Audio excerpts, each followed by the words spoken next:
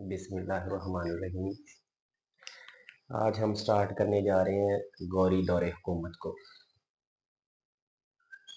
गौरी दौरे हुकूमत। Last lecture जो था उसमें हमने डिस्कस किया था गजनवी दौरे हुकूमत को। तो गजनवी दौरे हुकूमत के बाद जो है वो गौरी दौरे हुकूमत शुरू हो जाता है। गौरी दौरे हुकूमत की हम बात करें तो ये शुरू होता है 1173 से और ये चलता है 1206 तक। सबसे पहला क्वेश्चन यही है कि गौरी दौरे हुकूमत जो है वो कब से कब तक है। तो 1173 से स्टार्ट होता है और 1206 तक चलता है। तो गौरी की अगर हम बात करें तो थोड़ा सा नक्शा यहाँ पे हम ड्रा कर लेते हैं। तो ये अगर हम बात करें तो ये जो है अफगानिस्तान है। यहाँ पे हम बात करें तो ये पाकिस्तान और यहाँ पे हम बना लेते हैं इंडिया। तो यहाँ पे अगर हम देखें इस जगह पे जो है वो गजनी है। यहाँ की अगर हम बात करें तो यहाँ पे क्या है, काबल है। यहाँ पे अगर हम बात करें तो यहाँ पे क्या है, गौर है। यानी कि एक पहाड़ है, इसको गौरी भी कहते हैं, गौर भी कहते हैं। यहाँ पे जो है वो हम बनाते हैं दर्राए गोमल। यहाँ पे जो है वो लाहौर है। यहाँ पे जो है वो हम बना लेते हैं पेशावर। यहाँ पे जो है वो हम बना लेते हैं मुल्तान। और यहाँ पे क्या है, दीपल है, दीपल। यहाँ पे जो है वो राजस्थान।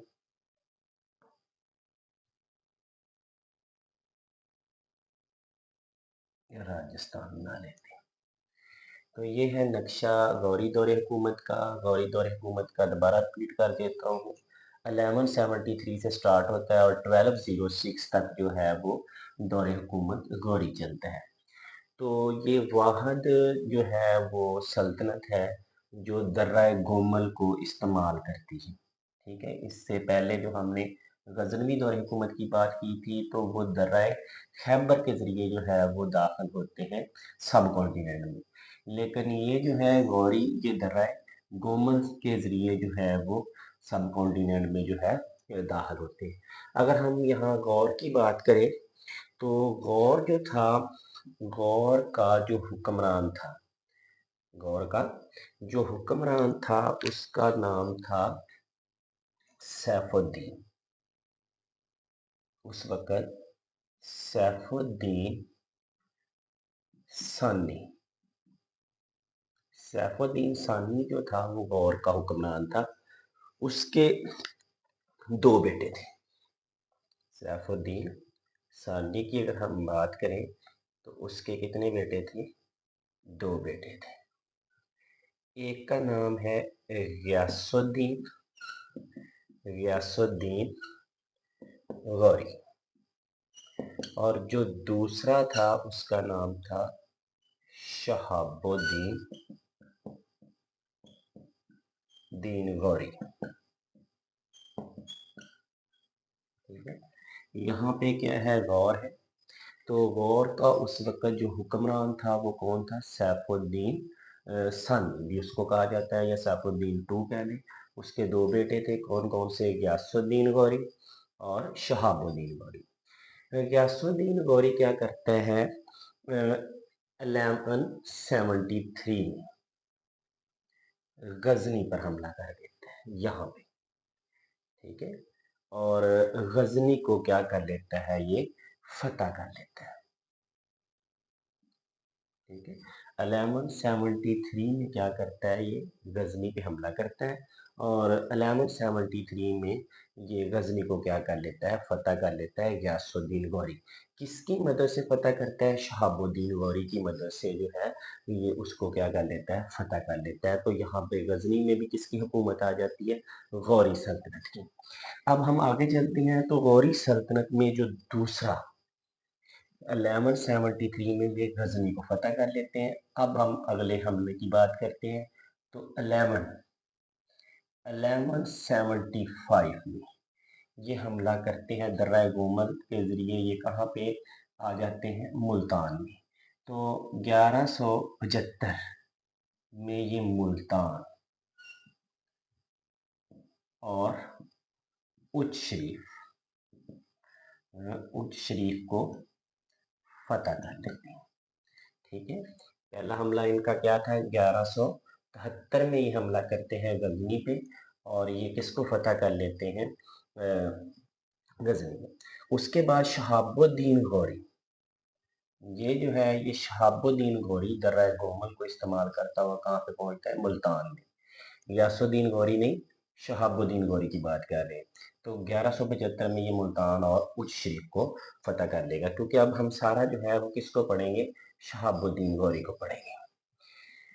इसके बाद 1179 में ये कहाँ पे हमला करता है? दीपल। तो ये दीपल को जो है वो फतह करता है। कब? 1179 में। फिर 1182 में कहाँ पे जाता है? पेशावर को फतह करता है। किसको फतह कर लेता है? 1182 में ये पेशावर को फतह कर लेते हैं। उसके बाद अब ये किसकी तरफ आएगा? लाहौर की तरफ। तो 1186 में ये लाहौर पर हमला करते हैं। लाहौर पर जो है हुक्मरानी किसकी होती है? जो हमने पिछले लेक्चर में बात की थी, गजनी दौरे हुकूमत का आखिरी हुक्मरान जिसका नाम क्या था? खुसरू मलक। तो 1186 में ये लाहौर पर हमला करता है और खुसरू मलक को क्या करता है? ये शिकस्त दे देता है, इसको शिकस्त दे देता है। और लाहौर पर भी फिर किसकी हुकूमत आ जाती है?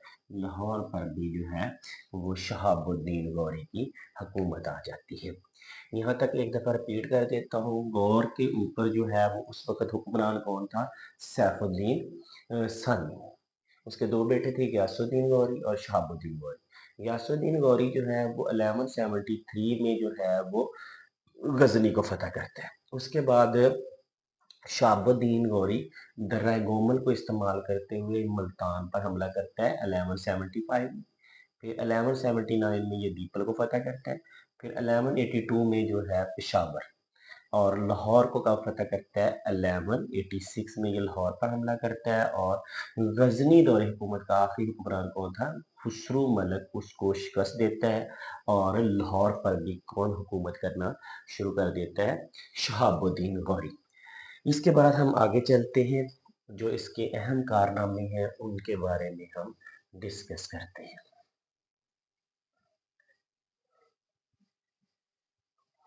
यहाँ पे अब जो है ये कहाँ पे चला जाता है? राजस्थान।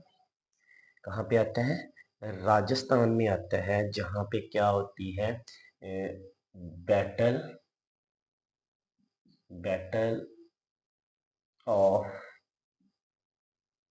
त्राइन।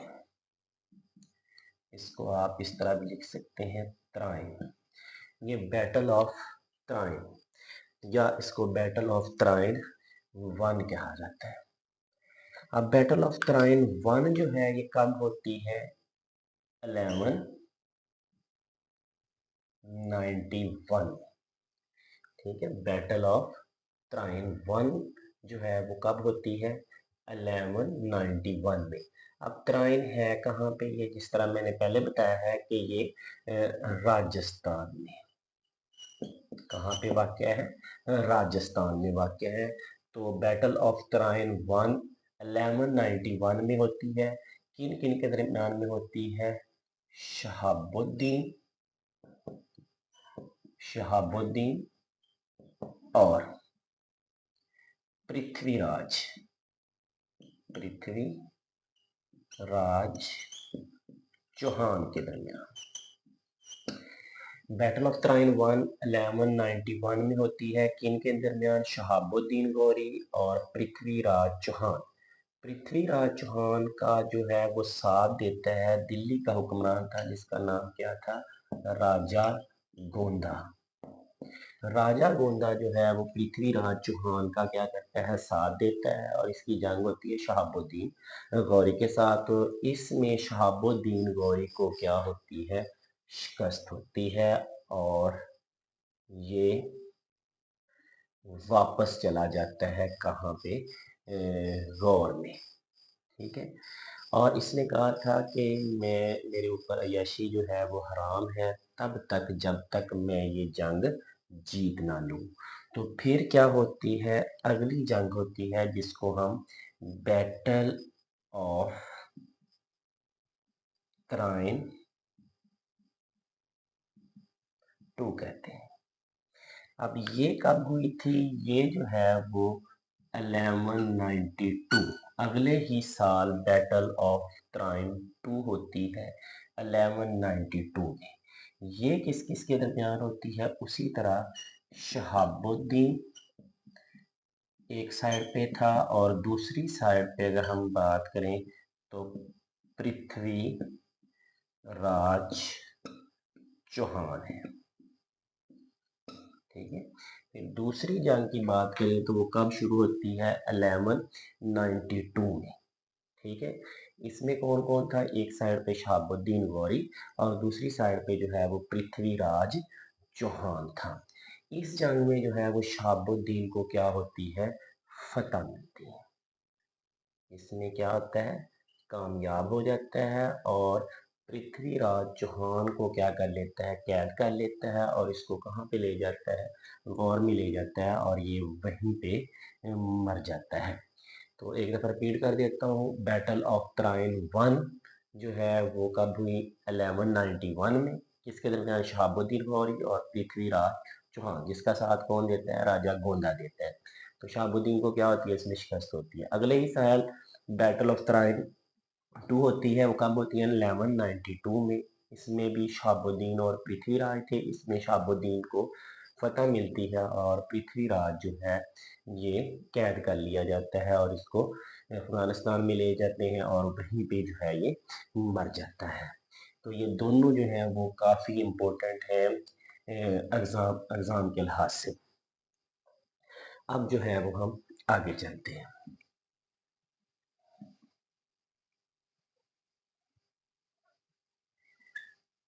अब हम इसके जर्नैलों की बात करते हैं। इसके जो है वो जर्नैल जो काफ़ी इम्पोर्टेंट हैं उनके बारे में हम डिस्कस करते हैं। पहला जो है इसका था जर्नैल कुतुबुद्दीन ऐबिक। कुतुबुद्दीन ऐबिक जो है इसका जर्नैल था। वो कहाँ से लेके कहाँ तक जो है वो हुक्मरान होता है? तो लाहौर से दिल्ली तक का गवर्नर जो था वो कुतुबुद्दीन ऐबिक था। कुतुबुद्दीन ऐबिक के बाद जो है अगला है बुख्तियार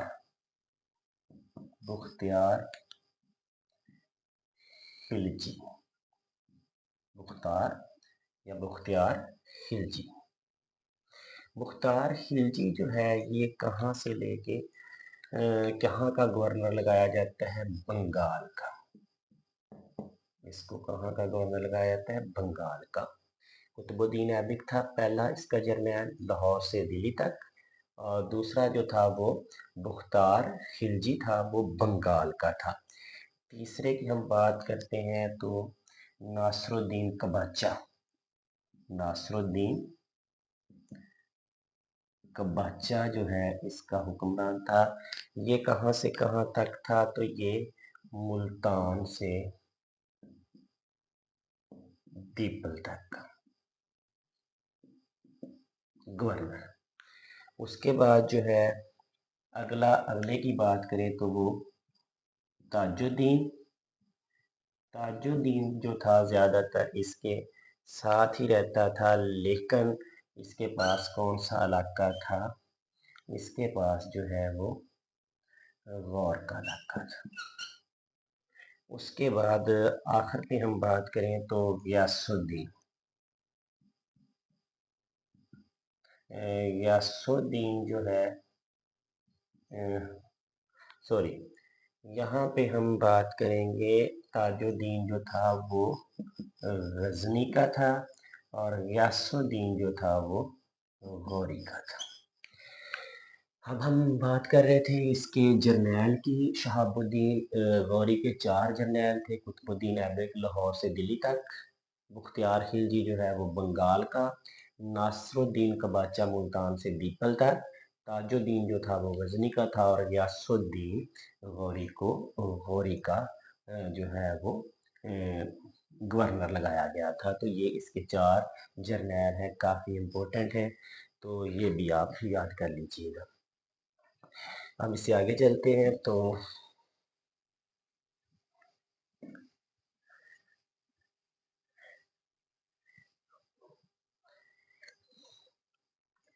जेहलम।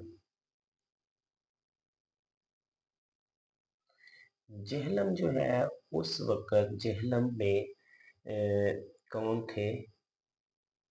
खोखर और गख्खड़ फैमिली।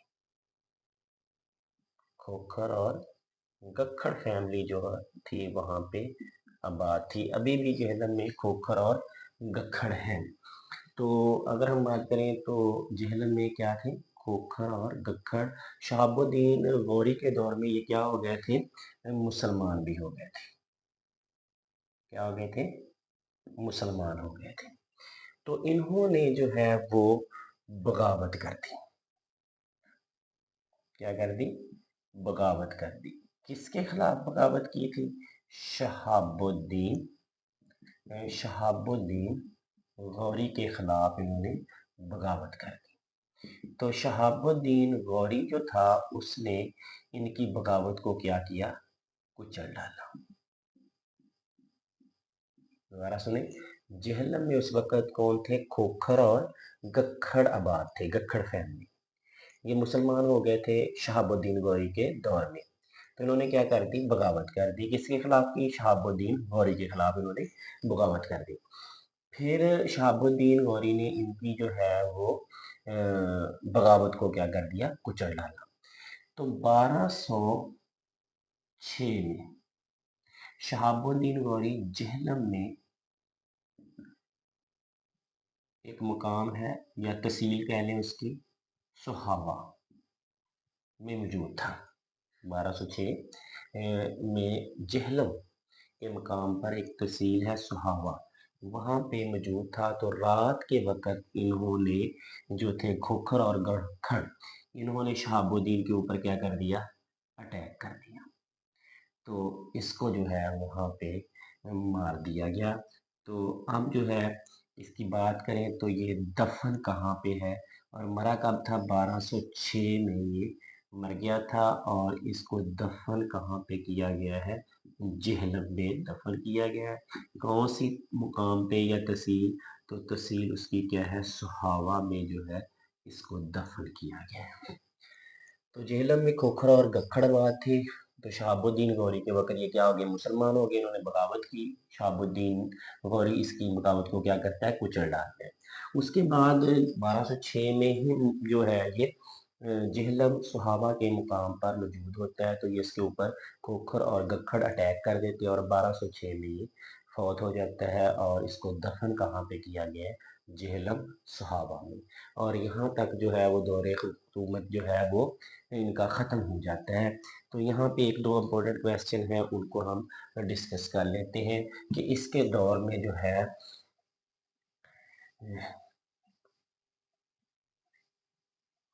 मोइनुद्दीन चिश्ती अजमेरी, मोइनुद्दीन चिश्ती अजमेरी आया था। मोइनुद्दीन चिश्ती रहने वाला कहाँ का था? तो ये रहने वाला चिश्त का था। ठीक है, चिश्त का था। अब चिश्त कहाँ पे है? ये चिश्त जो है वो अफगानिस्तान में है। चिश्त कहाँ पे है? अफगानिस्तान। तो शहाबुद्दीन गौरी के दौर में मोइनुद्दीन चिश्ती जो है वो कहाँ पे आता है? अजमेर शरीफ। कहाँ पे आता है? अजमेर शरीफ। अब अजमेर जो है कहाँ पे है, ये भी क्वेश्चन आ सकता है। तो अजमेर जो है वो मौजूद है कहाँ पे? राजस्थान में है। अजमेर भी कहाँ पे है? राजस्थान में है। तो मोइनुद्दीन चिश्ती अजमेरी जो है ये अजमेर आता है। अजमेर कहाँ पे है? राजस्थान। और मोइनुद्दीन चिश्ती जो है वो इस सिलसिले की बुनियाद रखता है चिश्ती। अब टोटल जो अगर हम बात करें तो कितने सिलसिले हैं? 4 सिलसिले हैं। एक है चिश्ती, उसके बाद है सोहरवर्दी, अगले की बात करें तो कादरी और नक्शबंदी। नक्शबंदी। हम बात करने लगे हैं चिश्ती सिलसिले की। तो इसका जो फाउंडर था चिश्ती सिलसिले का वो कौन था? मोइनुद्दीन चिश्ती। मोइनुद्दीन चिश्ती जो चिश्ती सिलसिले की क्या करते हैं? बुनियाद रखते हैं। उसके बाद अगले की अगर हम बात करें तो वो है कुतुबुद्दीन बुख्तियार काकी। कुतुबुद्दीन बुख्तियार काकी। उसके बाद आते हैं बाबा फरीद गंज शकर। बाबा फरीद गंज शकर। उसके बाद जो है हम बात करें तो निजामुद्दीन औलिया। निजामुद्दीन औलिया और अमीर खुसरो। ये सब जो है वो चिश्ती सिलसिले से तल्लक रखते हैं। तो मोइनुद्दीन चिश्ती अजमेरी जो है ये कहाँ पे थे? तो इनका याद रखना है अजमेर शरीफ में। अजमेर शरीफ में। कुतुबुद्दीन मुख्तियार काकी जो है ये दिल्ली में। बाबा फरीद गंज शकर की अगर बात करें तो पाकपतन में। पाकपतन में। निजामुद्दीन औलिया जो है ये भी दिल्ली और अमीर खुसरो जो है ये भी दिल्ली। अगर अमीर खुसरो की बात करें तो ये शायर भी थे, उर्दू शायर हैं। पहले उर्दू शायर भी हम इनको कहते हैं अमीर खुसरो को। और ये चिश्ती सिलसिले से तल्लक रखते थे। ये था चिश्ती सिलसिले के हवाले से जो गौरी दौर हुकूमत में मोइनुद्दीन चिश्ती ने जो है इनकी क्या की थी? बुनियाद रखी थी। बाबा फरीद के हवाले से आपने थोड़ा सा याद रखना है कि बाबा फरीद दो हैं। एक बाबा फरीद है, फरीद गंज शकर, और दूसरे हैं ख्वाजा फरीद। ख्वाजा फरीद। बाबा फरीद और ख्वाजा फरीद। बाबा फरीद जो है इनका याद रखना है कि ये पाक पतन, पाक पतन में। और ख्वाजा फरीद जो है इनका याद रखना है कोट मिठन में इनको दफन किया गया था। बाबा फरीद को पाकपतन में और ख्वाजा फरीद के दोनों पेपर में क्वेश्चन आते हैं। तो ये थोड़ा सा याद रखना है। इसका तरीकाकार ये है के से जो है वो ख्वाजा है और के से क्या है?